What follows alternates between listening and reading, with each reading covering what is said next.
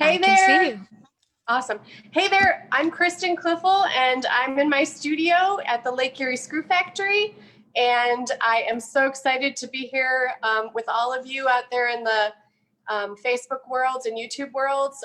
So excited to support Art Therapy Studios by just creating some beauty in my studio. So I'm going to be working on a few different pieces and have some influences right in front of me in my studio. And I'm going to be doing some drawing and a little bit of painting and possibly some collage. I'm here for the whole hour, and if you have questions, please go ahead and send them in. I don't know exactly how that works, but I'm just going to be continuing to work on these two pieces that I started yesterday. The way that I usually begin a piece is finding a format meaning something to work on. So a paper format like a print or a ceramic sculpture or a wooden board in this case. And the format a lot of times has much to do with the content of the piece. These are wooden boards. I love combining wood with my sculpture and also my drawings. And I find it to be super friendly and super receptive to lots of different techniques. So yesterday I printed these two ladders, which is one image from a linoleum block that is a few years old. And I knew that the print would be relatively weak on the wood. It doesn't soak in like it would on paper. I didn't run it through a press. I just rubbed it onto the board. And so I have these ladders that I'm able to then play off of with my ideas and my techniques that I'm using. The ladder for me has been a long-term image, and it comes in and out of my work over time, depending on what I am thinking about and doing with the body of work. But I find the ladder to be not only a beautiful object and a useful object, but metaphorically, the ladder has so many connotations that I can attach my ideas to. Climbing a ladder, a place, a tool to move us up and out of some place or into some place, and place being very metaphoric.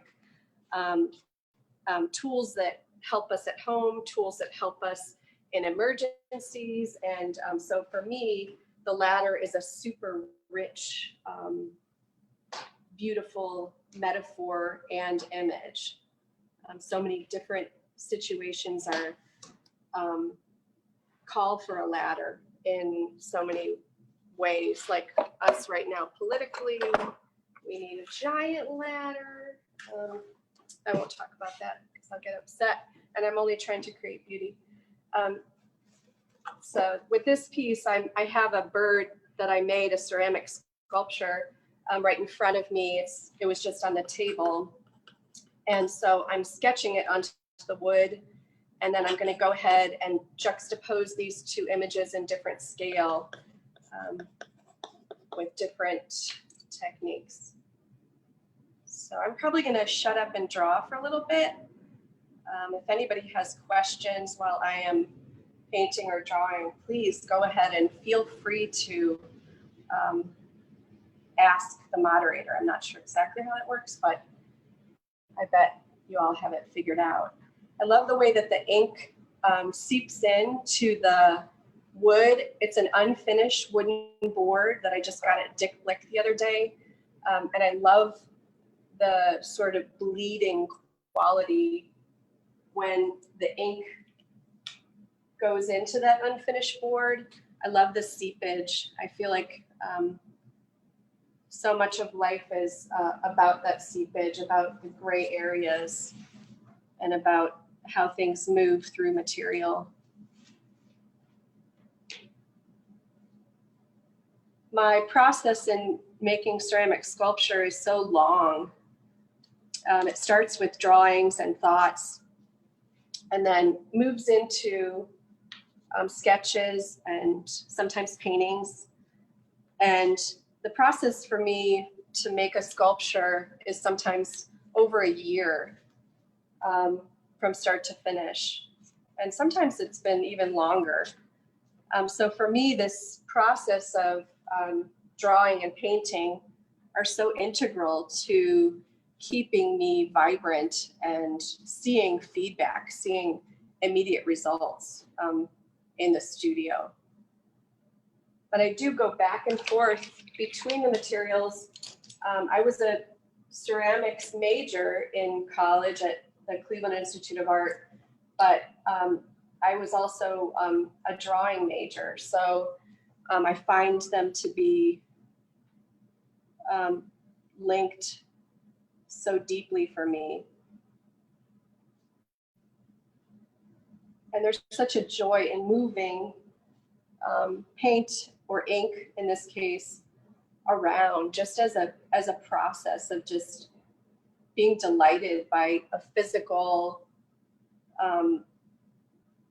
task. I had my little nieces here a couple weeks in a row painting, and they're not in school. I mean, they are in school, but on Zoom.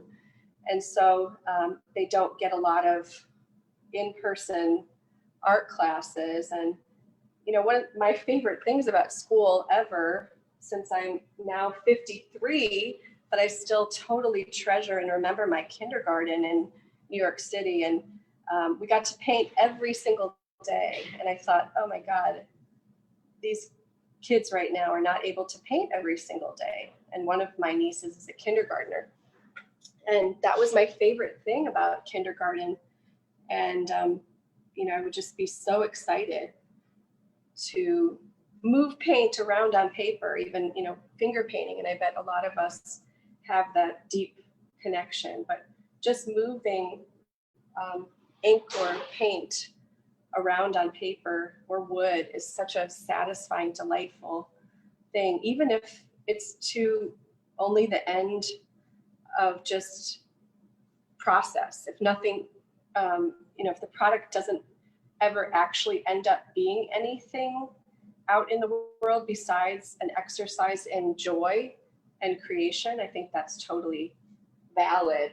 And I so enjoyed my nieces just wanting to keep painting. And, you know, sometimes I do that. I want to keep making something and I'll overdo it. And then I need to edit out many times.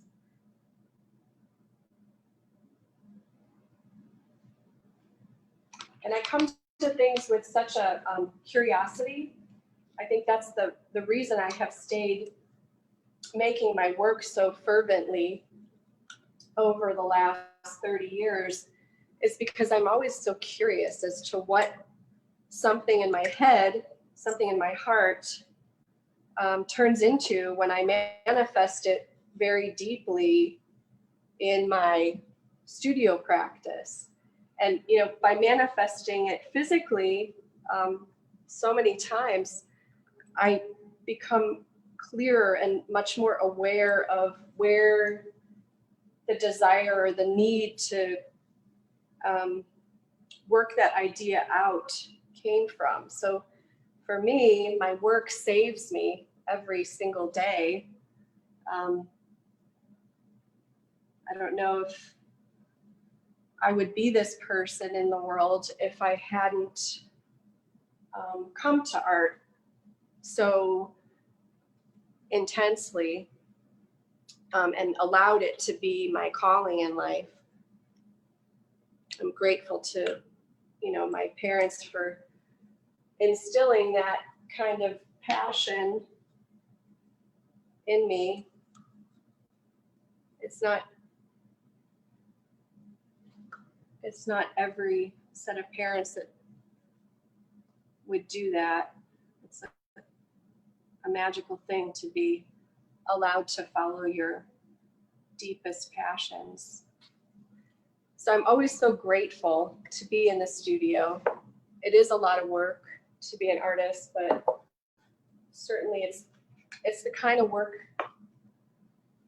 that I want to do. And there is so much work in artwork, just the grunt work, like any other sort of job, I think. Just the cleaning and the processes. And I treasure that because for me, process is, it's so important. I think that's why I chose ceramics, not only because it's so sexy and it's such an incredibly delicious material to use, and it can do anything. But I also think that so much of the process, the redundant processes in ceramics or sculpture, lead me to be more meditative about what I'm making. I tend to be a very sort of ADD, erratic, emotional person in the world and doing lots of things all at once. And so process for me just saves me. Knowing that I will have to make, 5,000 flowers if I choose to go forward with a piece, or 8,000 pieces of grass individually made with clay. I know that I have that time to spend with the piece and with myself, and it becomes a real meditation on the reasons why I'm making the work, and leads me out the other side when I'm finished. I'm always so excited about seeing where things are going to actually go. I can feel them in my heart, and I can draw them in my sketchbook, and I can think about them over time. But until they become their own objects in space and time,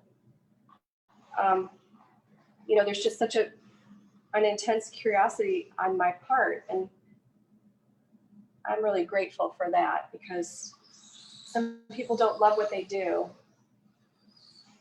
And I'm not saying I love every part of it. There's a lot of grunt work that's just crappy, but most of it is very joyful.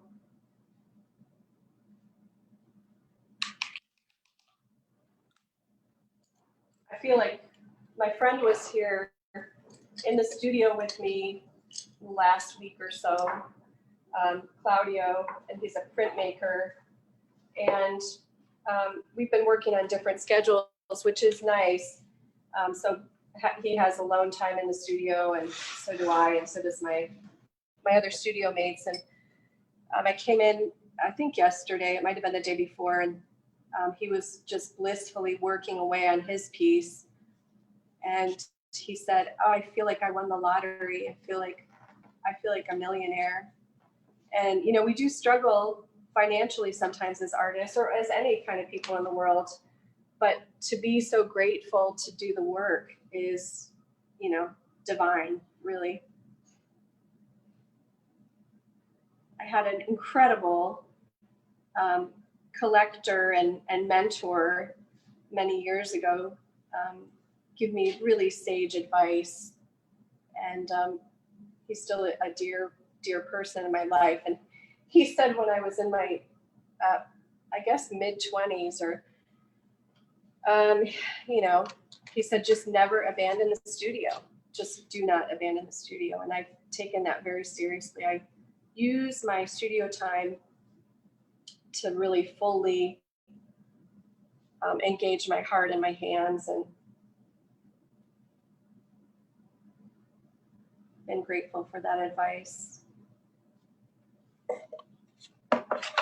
So I do really love working between things. I've set some things up. I was maybe going to work back into these prints. These are mono prints, and then paintings. I'm not sure, maybe I will, by the end of this time, be working into this latter piece. But especially because I'm talking, which I don't usually do when I'm working, obviously, I find it easy to move between the two because my focus is not intense right now, just because of the event.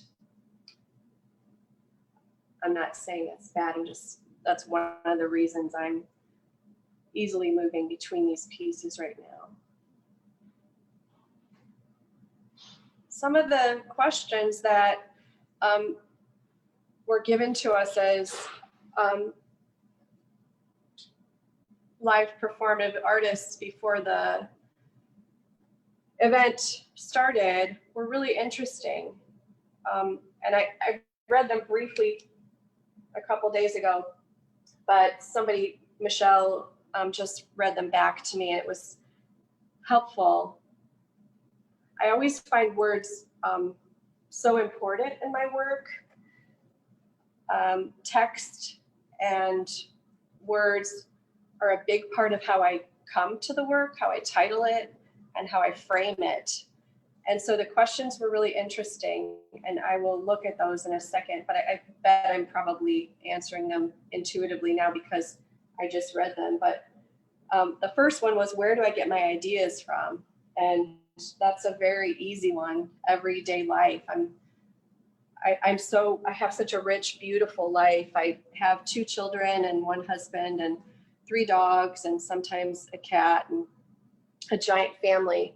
And so I have all this beautiful energy and life around me that constantly involves my heart and my head in just living my life. And I think that the intensity of feeling in life is what brings many artists to create. Sometimes it's, more spontaneous, and sometimes it's more thought through. And I think the main 6 things that inform my practice and that force me to make things, and force, I mean in a very positive way, are, love and loss, hope and fear, and joy and pain. And I think those basic human emotions are so deeply rooted in so much creation, whether it's dance or music or sculpture. If I'm going to spend 6 to 8 months on something, I work it through in my head so many times, and it needs to be important to me to start that process of really spending time with it. I was talking to my studio assistant who is taking this year off from her last year of being an art major at Kenyon, and due to COVID. And we were talking about what the power of the piece has after it's made. And for me, I make the pieces, and they start from me and within me, obviously, but they have their own life, and they really become something that is other for me. They become this thing once they're finished that I learn so much from when I'm, being perceptive. When I'm careful in looking at the piece, I learned so much about where it came from, even though I thought I knew. And it tends to have a different life. And I love that. I can't wait to feel it. And I mean, I don't always feel it, but with a really good piece, I feel it. And that is sort of the magic about creating art, is that once it's out of you, it's really not yours anymore. It's for everybody. And it has all this life and momentum and power. I mean, I'm not going to lie. I think so much of the reason that I am a creator is because I was deeply influenced by art as a child, and I needed to, have that fulminant in my life. And people say, when did you know you were an artist? And I think that I knew I was an artist as soon as I knew I was a girl. Like, what is that definition? Like, I know who I am and like what I love to create and what I love to do. And so it doesn't seem very separate for me. It seems just like innate. Like, when did you know that you were a lover of cookies? Probably when you ate your first cookie, right? But my parents were so gracious, and I came from a big family. I still claim that family. I still come from that big family. and 7 kids, and they always made a space for me to make art. Whether it was little nook under the back stairs in the basement at our first house in Cleveland, to a closet that was, built out with some nice lights and a Formica tabletop. I didn't want clothes. I wanted to make my art, and that was a little bit tricky with 3 boys surrounding me, and then 3 younger girls coming along. They weren't so much in the picture at that point, but my parents always knew that I needed that space to create, or I wasn't going to be a happy human, or even a very well-functioning human.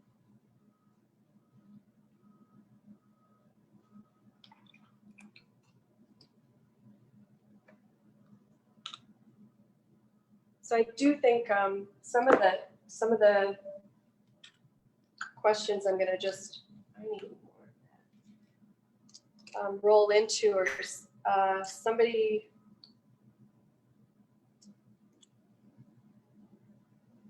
very important and close to me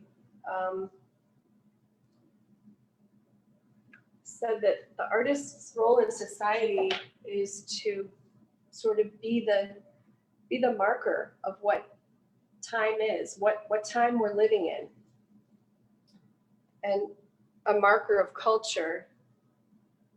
And for me, my culture is my family. I mean, I live in a larger culture, of course, but my work is really deeply rooted in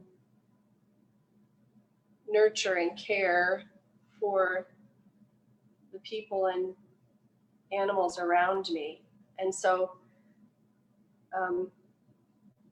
I say my work is about domestic mythology, and by that I mean sort of the happily ever after, and how we come to that, being influenced by just fairy tales and media and reading. I love how this is a water-based ink here, the bladder, and it's bleeding into the this water-based ink.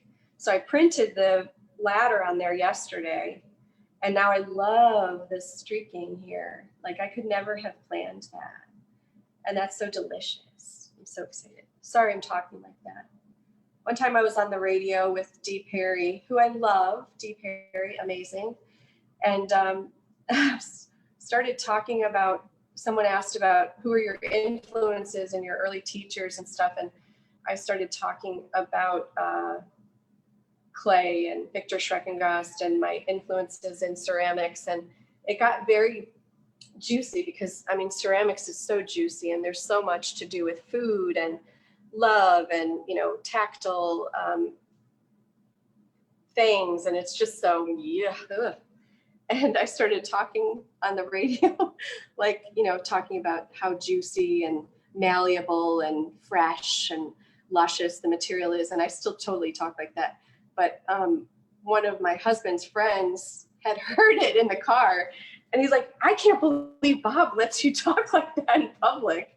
But I think a lot of artists talk like that about their materials, because I, for one, am madly in love with materiality. I mean, it's just like, I hate working with plaster because I hate how it feels, but it does amazing things for me, so I have to use it sometimes. And but I love working with ink and paint and things like that. So materiality is super important to a lot of artists, I think.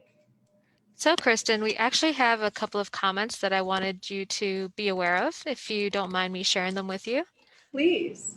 So the first comment we had was from Tina, who had stated beautiful. The second comment was from Christy, who had like the 3 heart eye emojis. The third comment was Patty. They said, I love hearing about your process. Robbie said, great story of your inspiration. Thanks. Liz said, that you rock the house.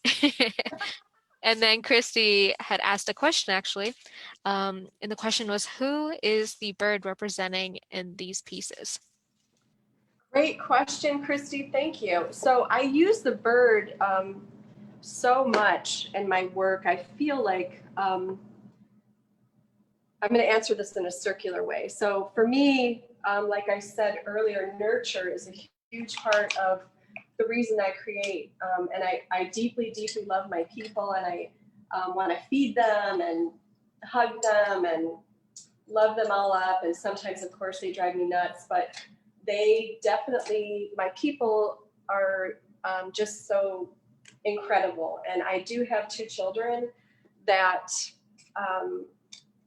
rock. They're amazing humans. And I have struggled with parenthood because I am so selfish with my time and with my studio practice and with being independent, or, you know, I thought I was. And there was a lot of resentment when I became a parent, a loss. There was a lot of loss and a lot of grief over my old self, right?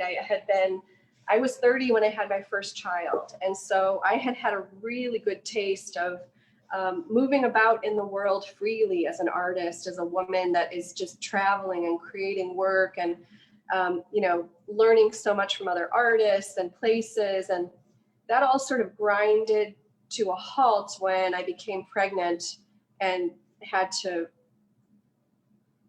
delve deeply into not just being me anymore.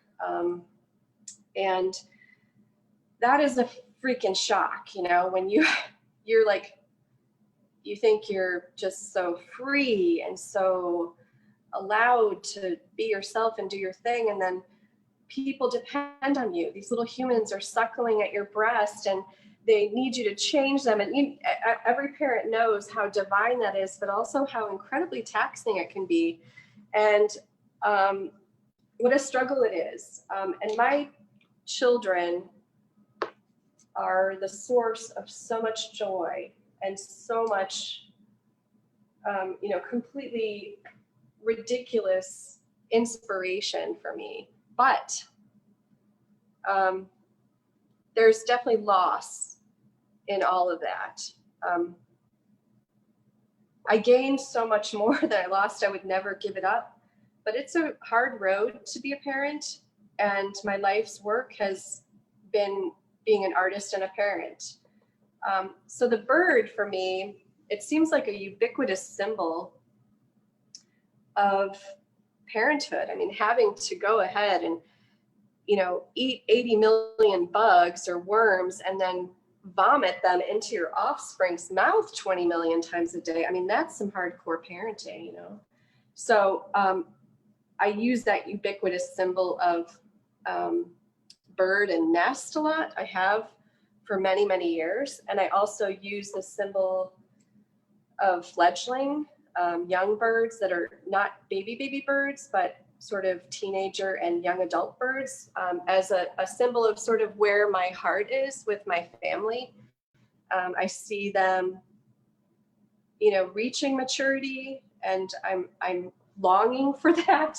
I'm longing for them to fledge and be amazing out on their own. And of course, I also want to keep them close and love them and, you know, watch them and grow with them. And there's just so much around birds and the way that they parent that seems very relatable to human parenting, and specifically me. Obviously I can only work from my perspective, obviously. So blah blah blah blah blah, that was a long answer for that, but yeah. So the bird for me in many cases is my children, and it could be a specific child, but if I defined that, there might be fights, but they all know who they are, they all, two of them. And sometimes, you know, sometimes I'm the bird in some of the cases. I'm the parent that's longing for her babes to be in her nest. So I use rabbits, I use donkeys, and I use everything that's in my life. My parents have a donkey, and we've had a donkey at our farm for many years, a couple different ones, a bad donkey and a good donkey. So I use all these animals as avatars for certain sort of I guess metaphors. The rabbit being very fertile and being a sweet, sweet beast that is, soft and amazing and fertile, fertile, fertile, but also really wise. I don't know if you guys have seen my rabbit work, but I'm in love with this piece. If I have time at the end, I'll show you. It's over here. It's a ceramic sculpture. But when my son was 16, and you can't control someone who's got a driver's license and a car, he went to an Amish auction and brought home 16 rabbits. And we live in the city of Cleveland and have a backyard that had 3 dogs and a cat in it. And all of a sudden we're rabbit ranchers, on top of, me trying to keep up my studio practice and Bob traveling, my husband. And anyway, the rabbits became like overwhelming. And obviously you guys know what rabbits do. And so 16 became 26, became 52 or whatever. And so many of my friends went through this with me, and they helped me ranch the rabbits, save the rabbits, feed the rabbits, and adopt out the rabbits. But I learned so much about myself through the rabbits. Just like anything I think that you are deeply involved in, you become, well, I become obsessed. And we were trying to sex them. How do you figure out who's a male and who's a female? Well, once we learned that, we're not doing that. It was not something we were going to do. So if you guys want to look it up, we weren't going to do that. And then so they procreated like mad. But being involved in that and seeing the mother rabbit, Aunt Cheryl, tear all of her chest hair out to line a nest that she dug in the grass to have her babies in, to born these babies, birth these little hairless creatures that, were deeply dependent on her. And she, literally was sacrificing her body for them. It was just such a beautiful metaphor for me to be like, yeah, you've got 2 teenagers and it really kind of sucks. And you're sacrificing your freedom, but you're doing it willingly. And there's this one song, it's Eliza Gilkison. I don't know if anyone knows Eliza. Big shout out to her. She's amazing. But it's like, I think it's called, the gist of it is doing it all for love. And she's like, doing it willingly. And somebody probably knows the song right now, but, willingly, I have given my life to these people that I adore, and including my other family, like I haven't sacrificed for my greater family, but I certainly treasure them and nurture them. I'm a chronic baker and sewer, and anything that I can do to make people feel love and welcome, I will do it, to a fault sometimes. I'll get really fat this winter on all my yummy baked goods unless I totally give up sugar. I know people out there in the world who are watching are probably also cursing me because of that, but I am grateful. We just moved house after 21 years, and thank God I don't have this is gonna sound awful, but I don't live next to someone who's gluten-free, because I hate cooking gluten-free and I love to bake. And so now I have people who eat any kind of baked goods, and it's like deeply satisfying.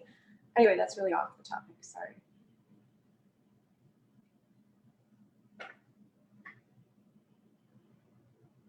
So when we moved house, we moved after 21 years. So this whole year has been so unsettling, having our family grow up in one house and then moving house. It was exciting and we wanted to do it. We chose to downsize, but it was really sad and really hard. And I had these dreams for a year that in my new house, wherever it was, I was going to have a pink tree. And I have 2 red maples that are like this purple color. And it's funny because the house that we bought, it's not perfect in any way, but um, it's yellow. And so some of you have seen my older work that is about cupcakes and houses, and all of my happy houses are yellow.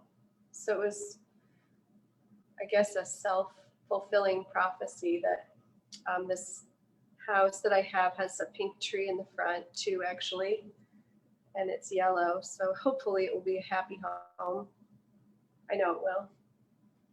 After COVID, after we bring back kindness and respect to our White House and our nation. Okay, I'm going to come back in, I think, with some black now. Maybe not yet.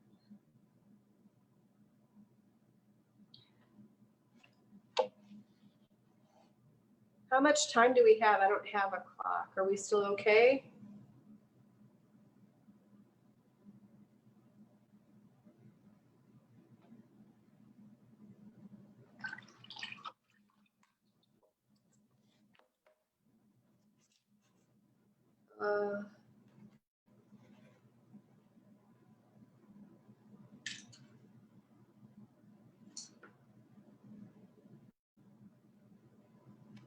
Where's my black?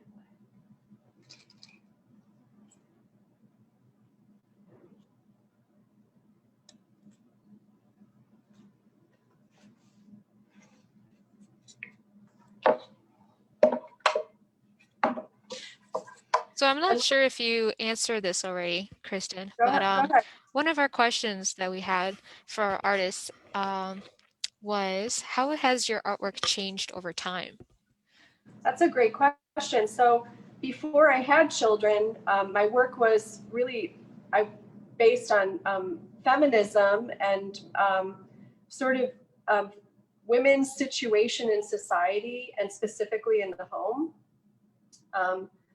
And after I had children, the shift really wasn't conscious because my work is always autobiographic and narrative, but I was spending a lot more time at the playground than I had since I was a very young child. And so a lot of playground images came in and animals and sort of Disney-esque imagery because I was, begging my kids. I was drugging them with Disney so I could have a glass of wine at night. I know that's shameful, but it's the reality. I just had to save myself. My husband traveled like 3 or 4 nights a week.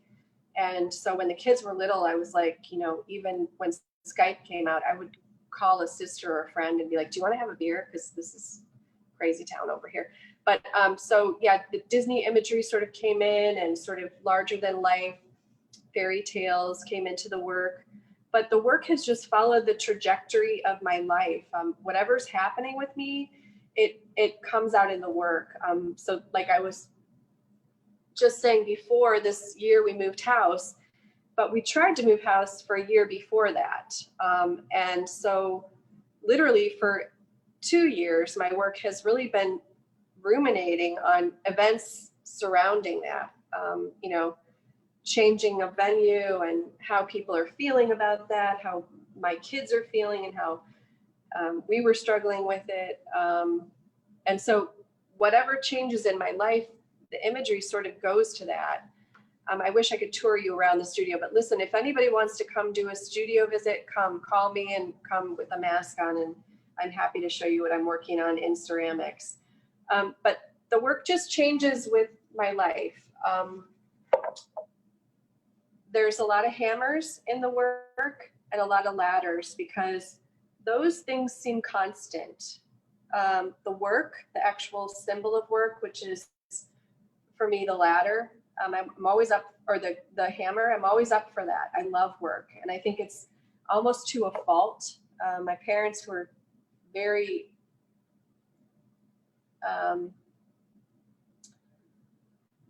impressed on all of us deeply that the importance of work and hard work and being a good human and doing your part. And my dad's motto was like, you can sleep when you're dead, which isn't the greatest motto to have, but so over time, it's just morphed with me. I think my edges have softened, and I think there's a lot more gray area in the work. It used to be much more, this is the way it is, and now sometimes the viewpoint is skewed, and I'm not sure who's the bird or who's where the nest is in all of this. And one of the questions, I hope that answered it, but you can ask again if you want to, if I didn't make that clear enough.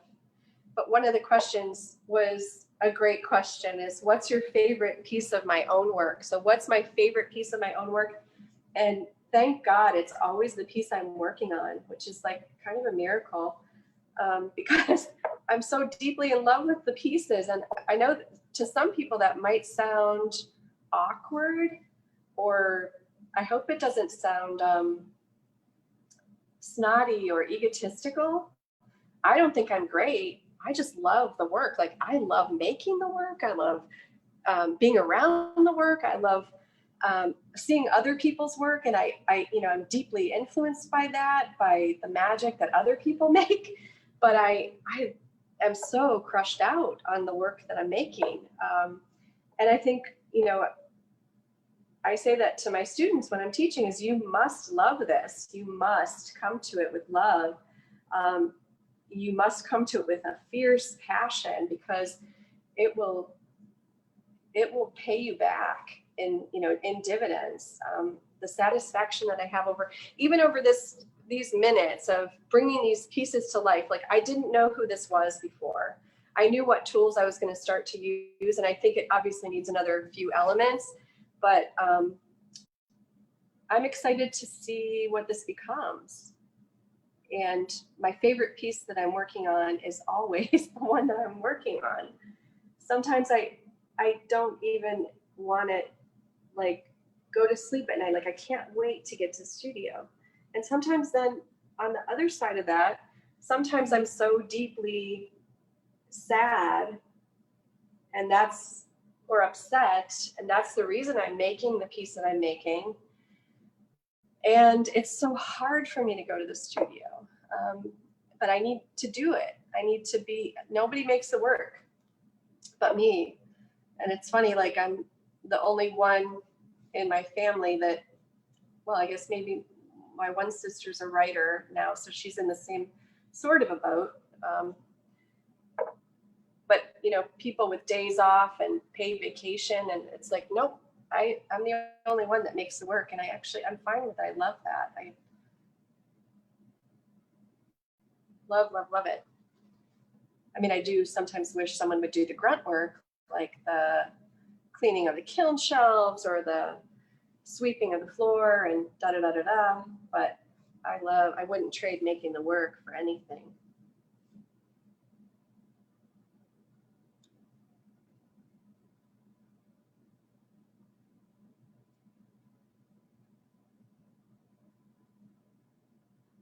So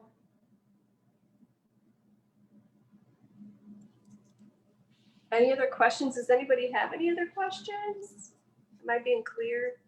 Yeah, you are. Absolutely. So we don't have any questions in the comments. However, I do have another question. So what adjectives would you use to describe your artwork? I know you've been kind of saying some throughout the past hour or so, but what other adjectives would you use? I think that I am subversive because I want to talk about very serious things visually. I want to express very serious things that mean a lot to me and that I'm investigating in my life and my headspace. But I want to come to that in a beautiful way. And so I think I try to lure my audience, which is of course first me, with humor and beauty. It's like baking for me. it's a way to bring audience in, to bring even children into the work. Just the most innate need to like respond to something juicy and luscious and beautiful. So I definitely strive for lusciousness and for beauty. And I think I find a lot of humor in dark places. And so physical humor with scale shifts, and I need a big brush. So I think my work is subversive and funny, but also very beautiful and playful, because I think play is an innate need for humans. This is my play right here. I'm playing. I'm totally playing. So I think it is playful in nature, the physical nature of it.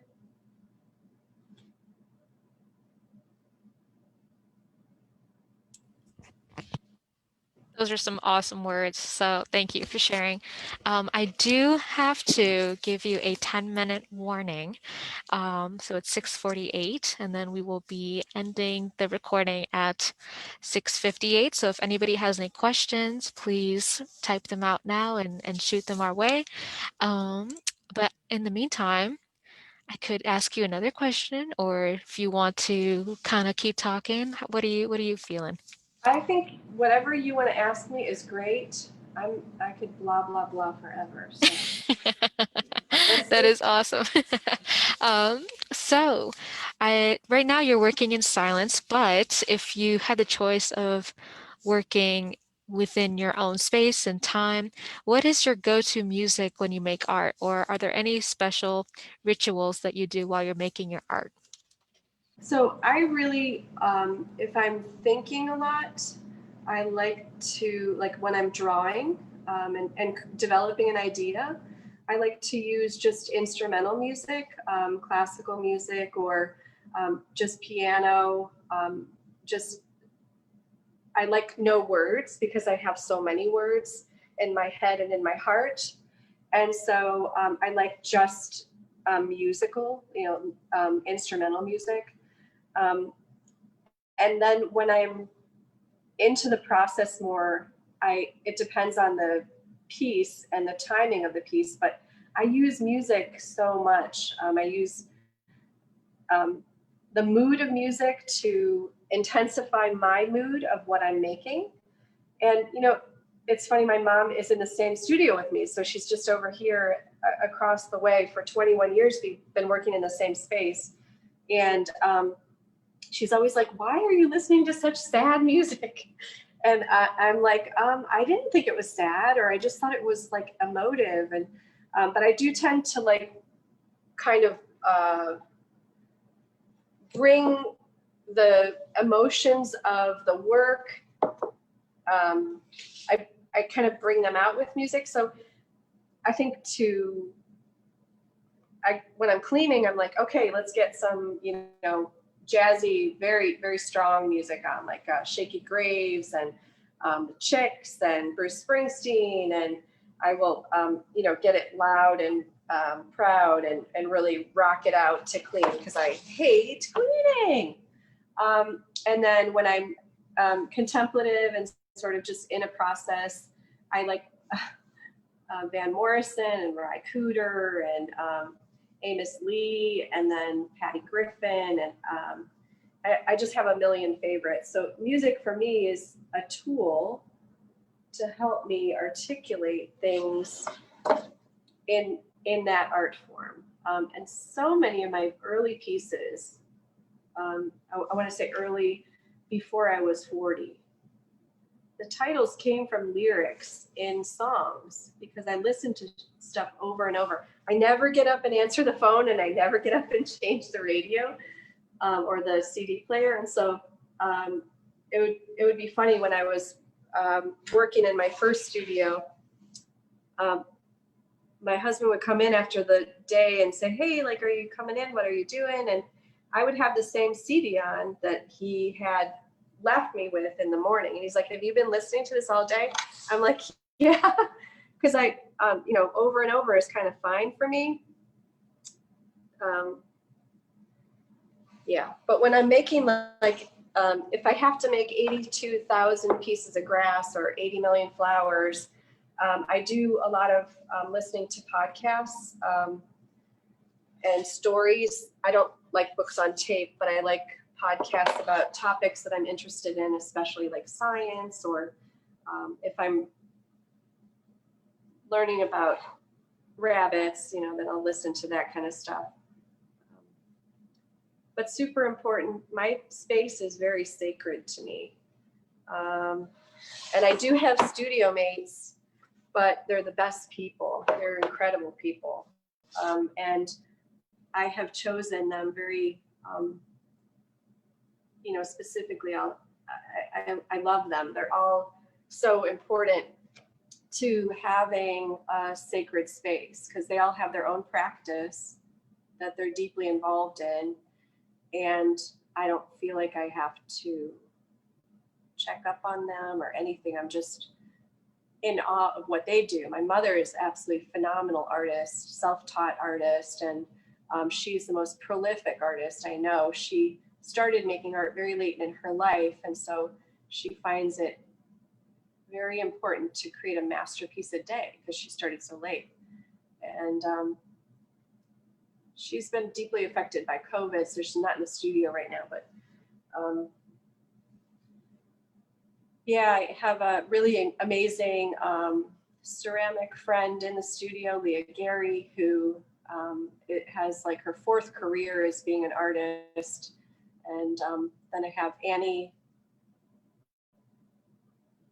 Manley, who is a painter and a pastel artist. I don't know if you can see that piece. Am I out of the picture? Sorry.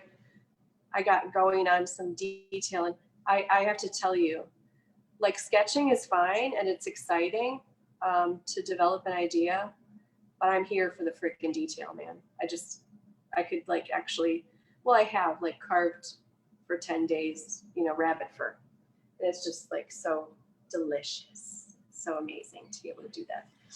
So, Kristen, quick question from Robbie.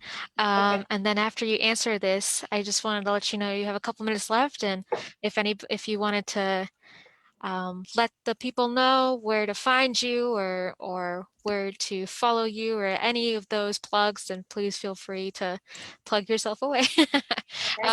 But Robbie had asked, where are you painting? What do you mean? I Where in think, my studio? Where yeah, physically? I think your studio, like where your studio is, and Yeah, so I am at the Lake Erie Screw Factory, and I've been here for 21 years. And I'm in the middle of my big workspace right now. I don't know how specific you want me to be, but this is a rolling table. Most of my stuff, I have some great friends who have been studio mates in the past. And in ceramics, it's super important to keep almost everything on wheels. So my tables all move around, but this is right in the middle of my workspace. It's kind of dark over there because the windows are, you know, dark and cold, and there's no heat in here. So I have like 4 layers on, but yeah, I'm painting at the Lake Erie Screw Factory, if that's the correct.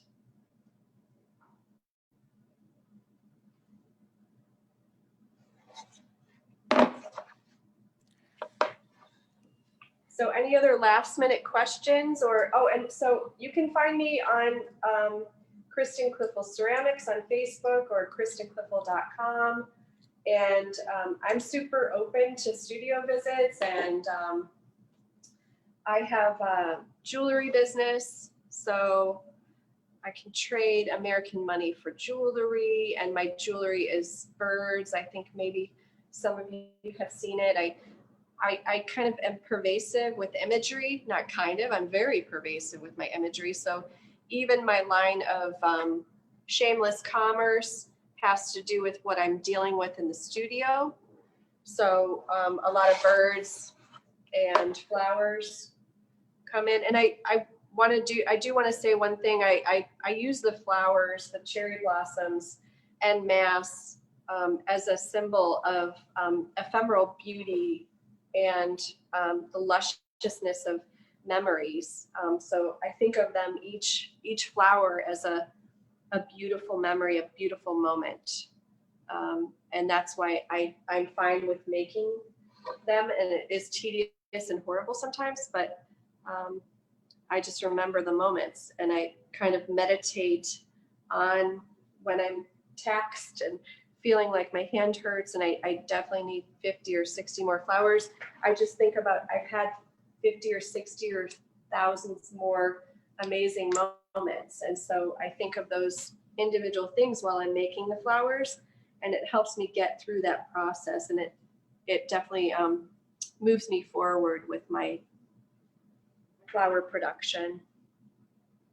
You're always going to need more flowers, and it's always going to take more time than you thought. Well, this has been such a lovely experience. Thank you so much for sharing your art and your space and your time. We here at the Art Therapy Studio cannot thank you enough, Kristen. So It thank you has so been a much. pleasure. It's great to be able to share, and thank you for all the great work you do, and be safe. Thank you. You as well. Thank you so much. Take care. You too.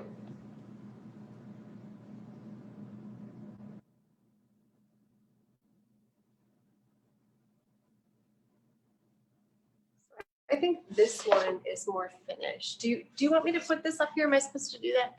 Can you guys see that? I think that's the one that I'm going to finish. That looks awesome. Not finished quite, but this will be the one.